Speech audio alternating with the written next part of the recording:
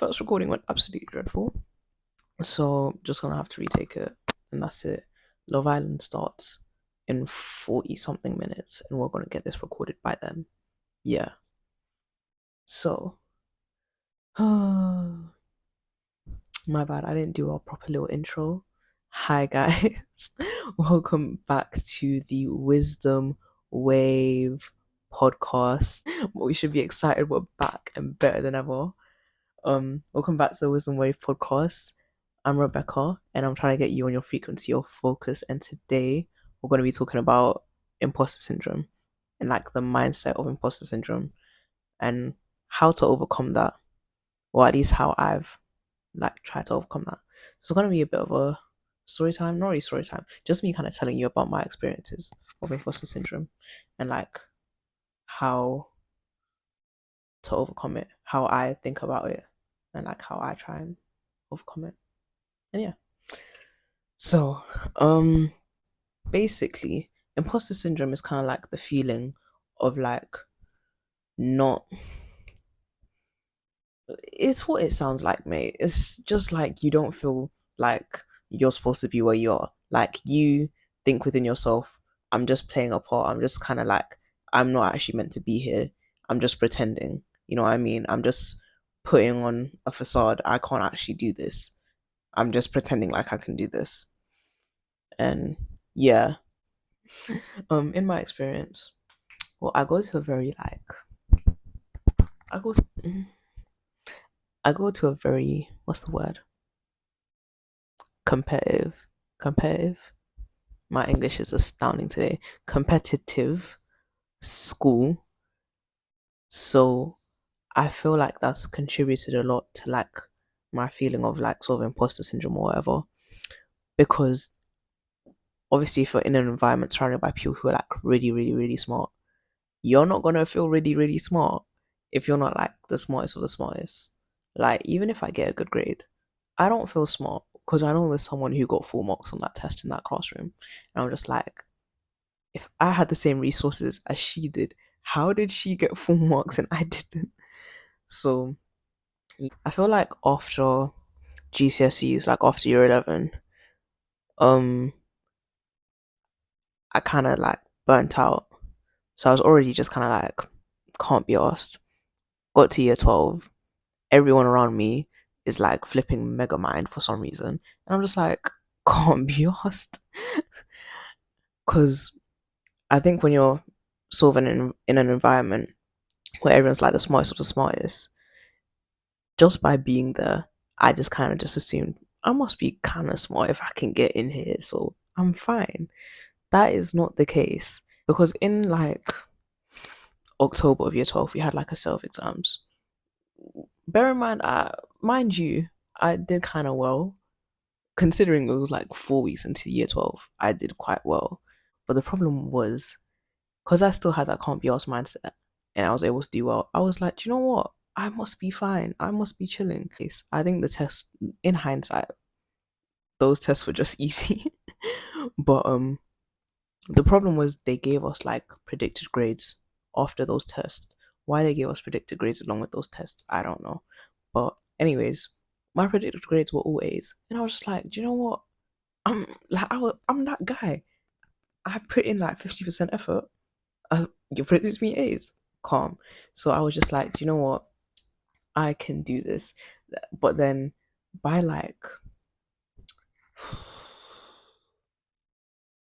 January time, like this January, I was like, wait, why are my grades not getting up? What's going on? And that's when sort of like the imposter syndrome started to kick in because for some reason, don't ask me why, but I thought with 50% effort, I'd still be getting all A's. That just didn't happen because I feel like during like year 11, I was able to just kind of like, it was like coast through all of my exams and still get high marks. You can't do that at A level. That's what people don't tell you. You actually can't do that at A level, or you end up with E's. And not buzzing anyone who's getting E's. You can get back up, but you're not going to do well if you just try and like you're like barely trying. And that's what I realized.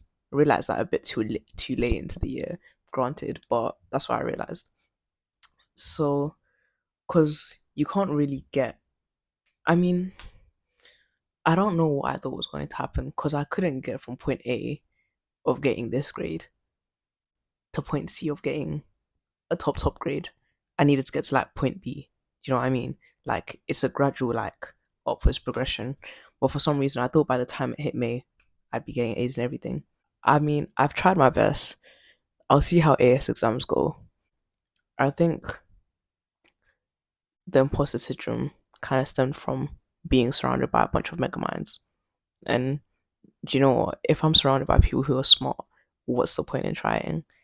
And I think that's what's like kind of the destructive thing of having that imposter syndrome mindset, because you'll start getting into the habit of thinking, because there's someone else who's better than me, surely I'm not supposed to be doing this thing. And I feel like that's limited me a lot in like sort of trying in certain classes, in like certain environments. I like certain events and stuff because there'll be people who are smaller than me or people who I just assume are better than me at a specific thing. So I just don't try as hard.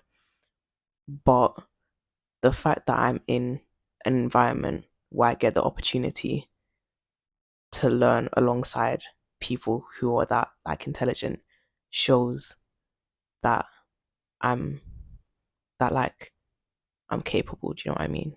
This feels like a pep talk for myself, but I'm like trying to apply this for other people. Like, if you're in an environment where you don't feel like you belong because you don't feel like you're good enough, the fact that you're in that place or you're in that situation at all in the first place just shows that you're worthy of that opportunity. And just because it feels uncomfortable doesn't mean you're not worthy of that opportunity. It just feels uncomfortable because it's new. Do you know what I mean? And yeah, there's people that I know, like in my school, in other schools, that are able to just kind of like, they're able to be academic and like do well in their exams and everything and still maintain a social life and everything. I'm not one of those people. I either have one or the other. I can't have both. I need to either be 100% on my studies and not talk to anyone, or I'll be like, hey, that was so gross. Oh. Because I was like, because I am surrounded by people who I feel like are able to maintain both, I feel sort of less capable of being able to handle either on my studies or, oh my days. Okay, my niece is crying. Wait, she's messed up my whole set.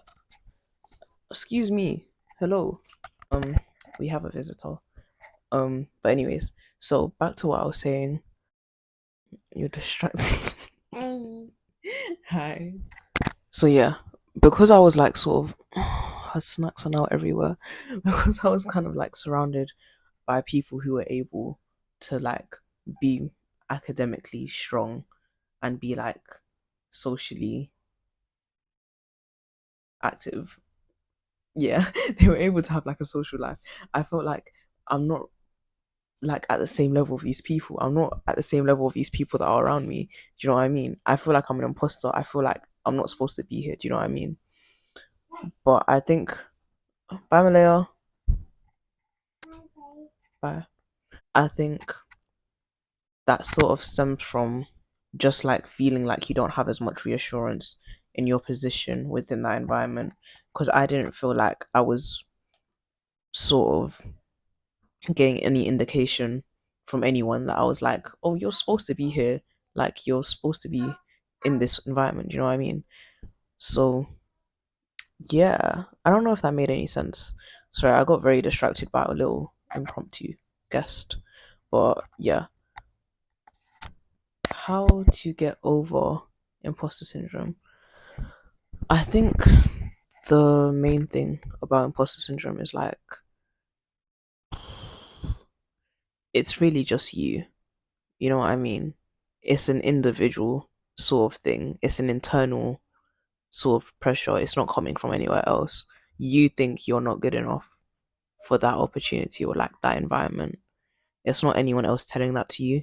So you need to fix that within yourself and just sort of realize like, I can do this. Like, I'm that guy. Like no one else, no one like dozens of people would have been here. Like dozens of people wish they were in my place right now. Dozens of people wanted to do that subject that you're doing. Like the subject that you're doing was probably oversubscribed, but you got in and other people didn't. Like the work experience you got into, hundreds of people applied, but you got in. Do you know what I mean? Like you're worthy of that opportunity and that setting that you're currently in. So don't fixate on like other people and what they're doing.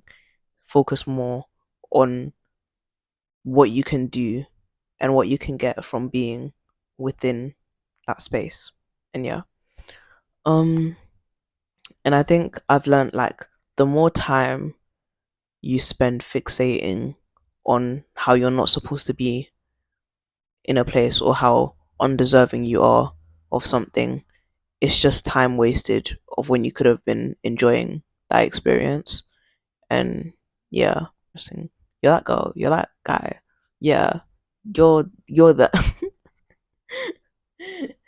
And yeah, because I tried to plan out my next couple episodes, so hopefully they're more detailed. But I just thought this was important. I feel like it was relevant because throughout exam season, I just sort of started having that feeling again of not really feeling like I was doing enough or I was like able enough to get through it. And like the fact that I just survived exam season, I feel like it's an accomplishment within itself. Because it's hard. Like, why are people shouldn't like tone down the fact that it's hard. A levels are hard. Like year 12 is hard. Year 13 will be worse, but we'll survive. You know what I mean? And yeah, I think I just dry exams. I was just like, I'm not revising enough. I'm not doing this enough. I'm and Flora was my worst enemy. There's this person I know. Let's call her Winter. Winter was revising for like 9,000 hours. I'm not even exaggerating. Like 60 hours a week. And I was there like, why am I even trying if there's people like this? There's no point of me trying. But you know, at the end of the day, you need to pick yourself up, go to the exam, do what you can, and you leave it at that. Because you know what? That's all you can really do. And you just need to believe in yourself, really. Like, I feel like success is like 80% confidence in yourself, like 20% actual work. Do you know what I mean? Like, as long as you think you can do it, you can do it. And yeah, in a way, a good way to overcome imposter syndrome is just like fake it till you make it. You know what I mean? Like, once you've made it, you realize, wait, I actually was able to do this all along. Why was I stressing? When I tell you, I've actually had to endure like warfare to get this episode done for you guys. I've recorded it 3 times. I had to redo my camera, I had to redo the lighting. So you better be thankful. I don't even care if this is 5 minutes long. You better watch the whole 5 minutes.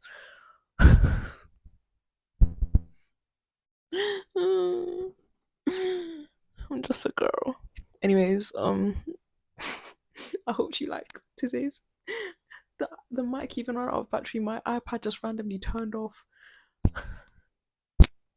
Anyways, this is imposter syndrome in real time because I don't feel like I'm a good podcast host because like I'm never organized enough or whatever.